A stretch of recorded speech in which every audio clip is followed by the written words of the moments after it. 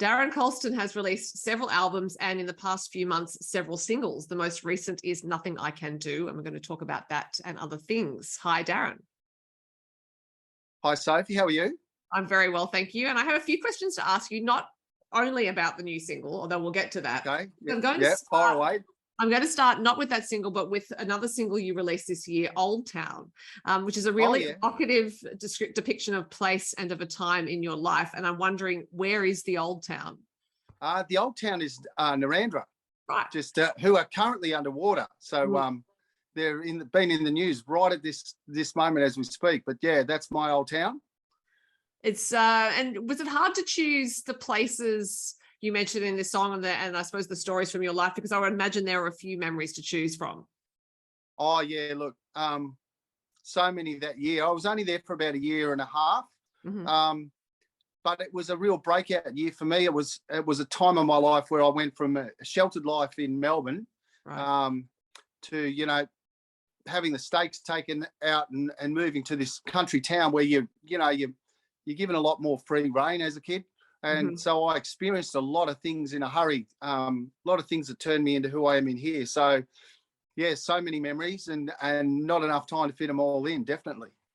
Well, so that's interesting that you only spent a relatively short period of time there, but clearly, yes, it did have such a big impact. And so I'm wondering for you, those memories in your mind, they're obviously really vivid. That's why you chose to write about them.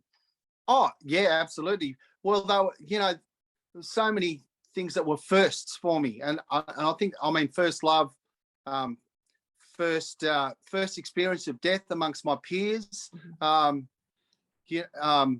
many things. I got just living in a hotel in itself was, we're going from a normal suburban home in Melbourne and all the things that go along with that to living above a jukebox in a pub and all the goings on that were happening in the pub. They're all it all happened to me at once. So it's all very vivid. Yeah.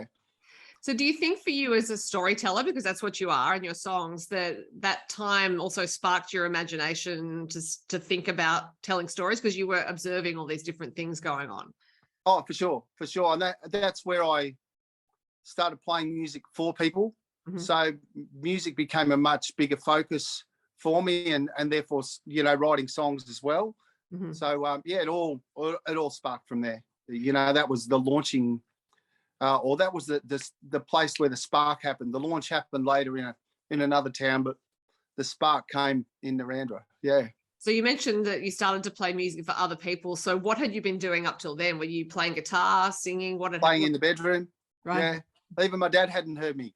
I remember we just bought the hotel. I was 15 and I'd been playing guitar since I was 10, and we just bought this hotel and sitting giving a bit of a send off to the previous owners and sitting there next to the jukebox with my girlfriend and Dad says, "Why don't you get out your guitar and play some songs?" And he'd never heard me, till that point it was always, don't think music is going to be a career and all this sort of thing. And then the girlfriend says, "Yeah, get out your guitar." And so I got it, and I reckon I sat there for 40 minutes trying to get the courage up to sing that first song. Then You Never Shut Me Up. But my dad's eyes opened the very first song. He went, "Oh, we got something here." And he was my biggest fan from that day on. Right. But yeah, like everything. Yeah, such a big spark in my life. Oh, he probably thought, he's been practicing in his bedroom all that time. He actually was doing something. Yeah, not just hiding from the world. Yeah. Yeah. So when you picked up the guitar at 10, was it because you just wanted to learn a musical instrument or specifically that instrument? Oh, look, I actually wanted to be Red Simons. I loved Skyhooks and I used to dress up like Red Simons with the cape and all the eyewear and all that. And then my grandmother gave me a guitar, and that was the instrument that I had. But also, like my dad's, we were heavily involved in a football club and cricket club in Melbourne, and my dad's best friend had a band. And every time we had an away, or not every time, but so many away football matches, we'd go back to the club rooms and his band would be there and they'd play. And that also fostered a love for me of live music as well. And he sort of became a bit of a mentor for me. Doc is all anyone knows him as, Doc Stevens. And he he even gave me my first decent guitar that I actually sung for people with. He you know, he handed it to me, said, "This was mine. I want you to have it." And so it was always going to be guitar because that's what I was given. Yeah, Yeah. yeah. And so were you one of those kids who, when you first got it, you just kept practicing and practicing until the Oh fingers yeah, bled and the calluses formed? oh yeah. I played through the callus. I played through the pain. I remember putting, you know, the dot band-aids. Yeah. I remember putting dot band-aids on the end of my fingers so I could keep playing until the pain went away. And yeah, so it was just I won't say an obsession because I never became one of the great players, but it was certainly a passion that I couldn't put the guitar down. Yeah. Yeah, right. Although I have to say, you are the first musician I've ever spoken to who cites Red Simons as their inspiration. Well, that came about from a family holiday, and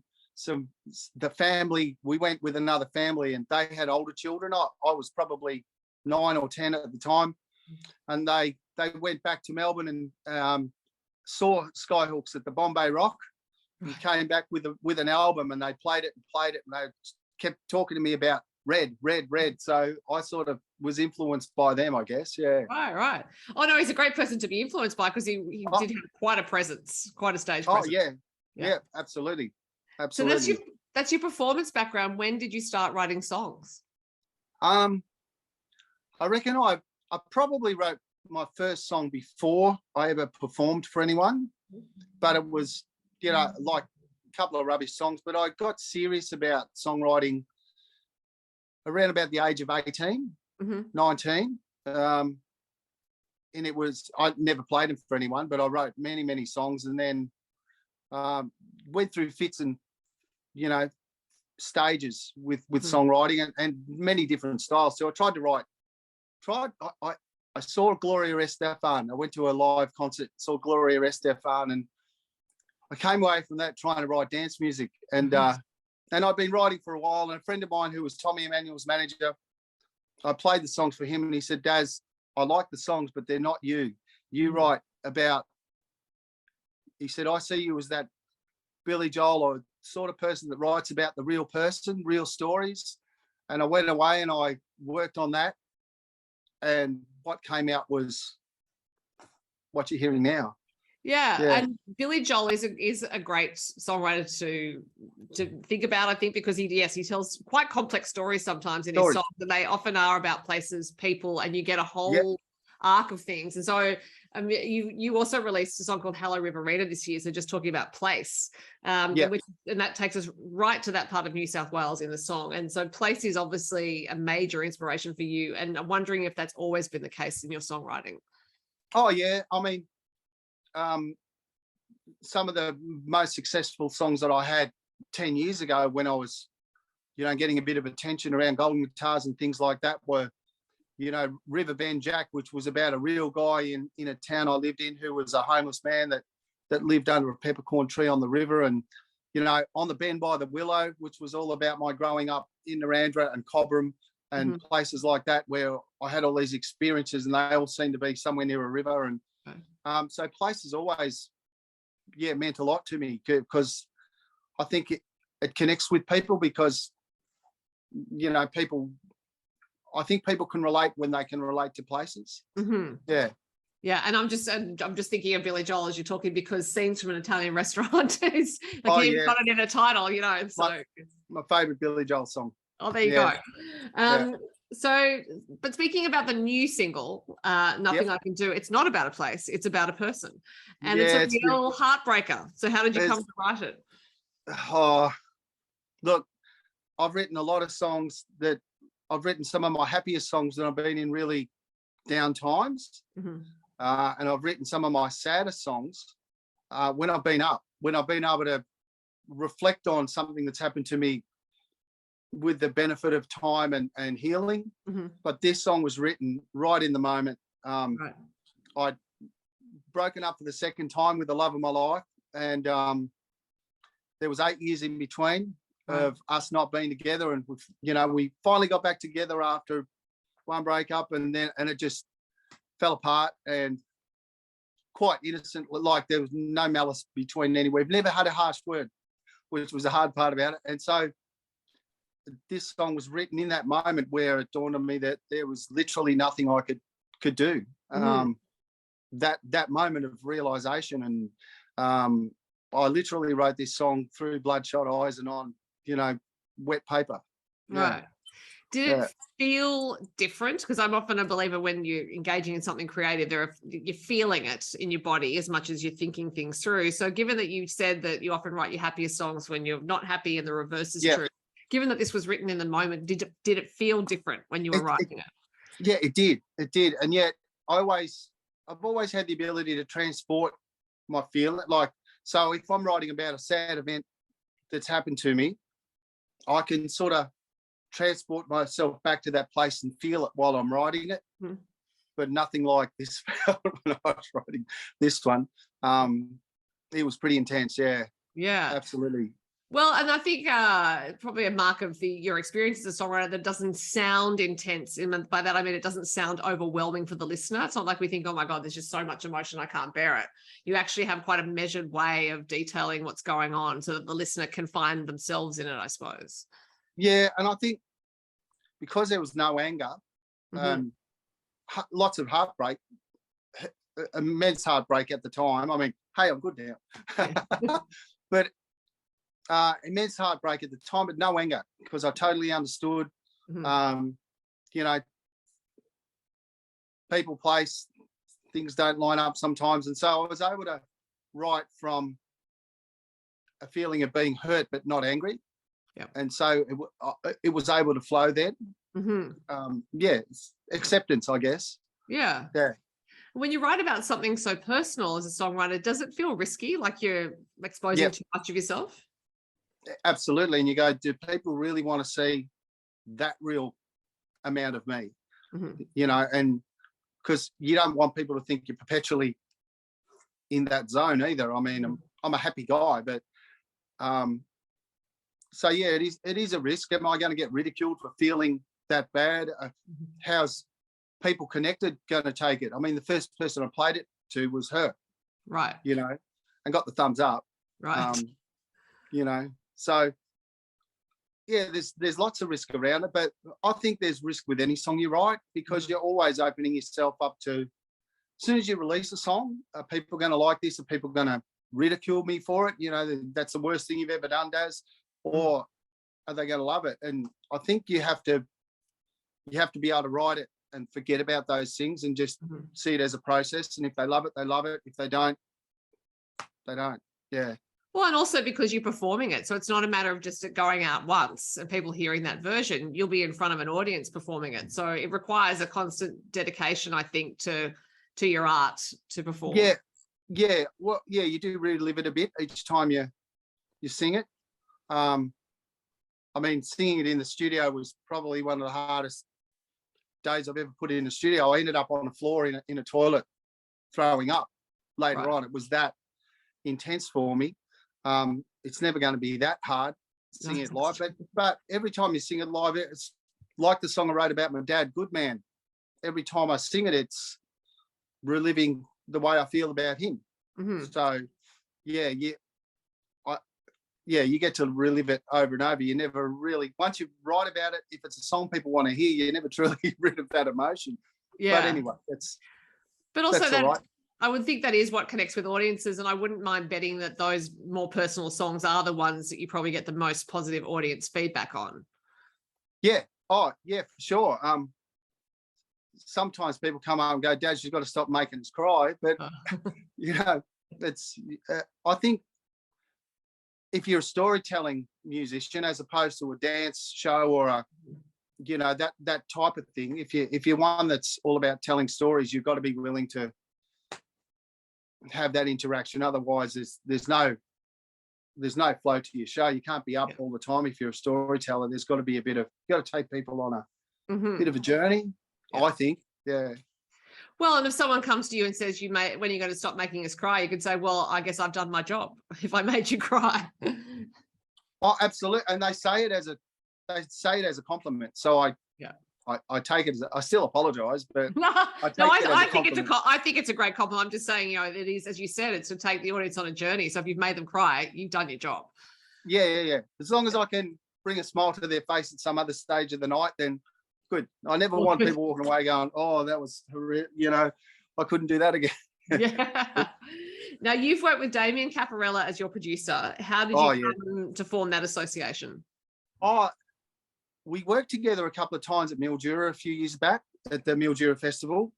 He was in one of the backing bands, and so they backed me a couple of times. And then we'd sort of connected on Facebook in no big, meaningful way. But then I was at the Golden Guitars the year that Felicity won all those guitars, and bit of an emotional night. Glenn, who, we were all memorialising, if that's a word, Glenn Hanna that night, because we'd lost him that year. And I remember the two people you heard all night was people would say, "Miss you, Glenn," and then in another breath, "I'd like to thank Damien Caparella for either producing or playing on or co-writing," or his name was the second biggest name on the night, aside from Fliss, who won all those awards. Right. And I just walked away thinking, well, yeah, I've been thinking about Damien producing me. Now I know he's my man. And lucky for me, he said, "Yeah, Daz, I really want to work with you." So great connection. And I love, like, I hadn't worked with him as a producer before, but man, what a great, operator he is. Absolutely. Yeah.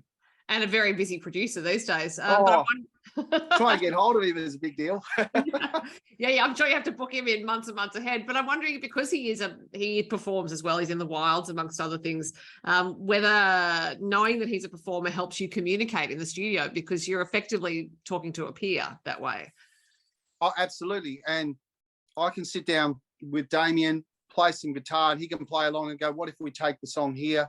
He's not just trying to describe it. He can sit down and do it with me. Right. But he also understands my ideas. The way this song ended up isn't necessarily the way we produced it initially. Mm-hmm. But he was open to me saying, "What if we do this with it and that with it, because I think we've lost a bit of the intensity." And as a musician, he was able to hear that. Yeah.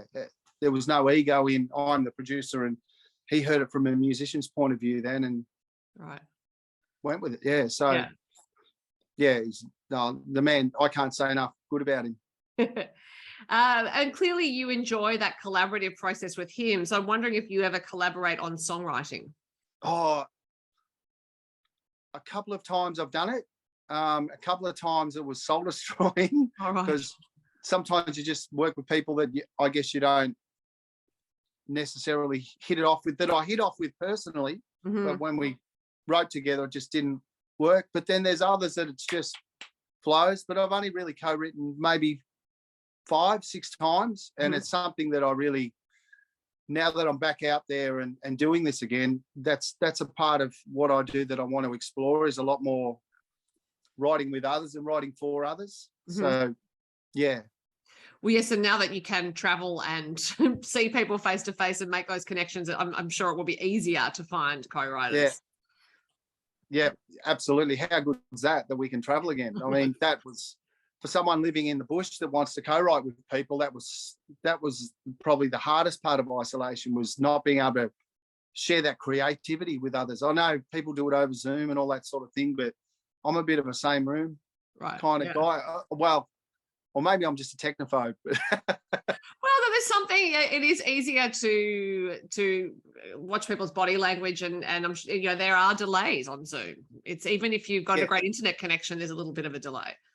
Yeah, so you can't play along with one another at the same time and feed off what the other person's playing. You sort of, it's more you play a bit. What do you think of this? And there's that sort of collaboration. But to be in a room and to be jamming on a song and seeing where it goes together, that inspires little things to me. Mm-hmm. Everyone's different, but to me, that's, mind you, being a solo artist, just the opportunity to play with others, is fantastic. So maybe that's what it is. I just love that. We'll see what the next few months and years bring. Hopefully there will be never a lockdown ever again. I can't imagine there will be. No, certainly not the way we've had them. No. So what's next? Have you banked some singles with Damien, given that he's hard to get into the studio with? Yes, yeah. So the album comes out in February. We've got all the tracks down. There's at least one more single, which will be the title track of the album, which is called Rucker's Hill. There may be another sneaky one in there. We'll see how we go. But at least Rucker's Hill, which will come out to coincide with the album release in about February. Okay. Yeah. So people can keep an eye on your website and social media for news of the album. And no doubt you'll do some shows in support of it as well. Absolutely. And also going to be doing a lot of touring next year with, I've been picked up by an organisation called the Australian Horizons Foundation. And we have, they have one project, which is a bit of a mental health, social connection type initiative, where they go out to small town Australia that wouldn't normally have a lot of live music or events. So they put on shows to give people a chance to get together. And I'm going to be the music ambassador. So I'll be on tour, you know, many, many times next year out in these places from Queensland to Tassie, putting on free shows for the locals. Fantastic. So will you post those shows on your website, or should people go to the Horizon Foundation to find out? We'll be doing both, yeah. Okay, yeah. Great. Well, good luck with all that. And the program is called Let's Get Rural. So, yeah. Right. Well, what a great initiative that is. Yeah. I was pretty stoked when they asked me to be part of what they do. And, it looks like a really good thing. I mean, once we get it all off the road off the ground level and back on the road, because they've had a little bit of a hiatus for a couple of years because of COVID. They were already doing it. So it's now kicking it off again. And I expect to be touring a lot. So. And you'll have new songs to play because you have the album coming out. So I'll look forward to hearing that album when it's released. And in the meantime, Darren, thanks very much for talking to me. Thanks, Sophie. Great chatting.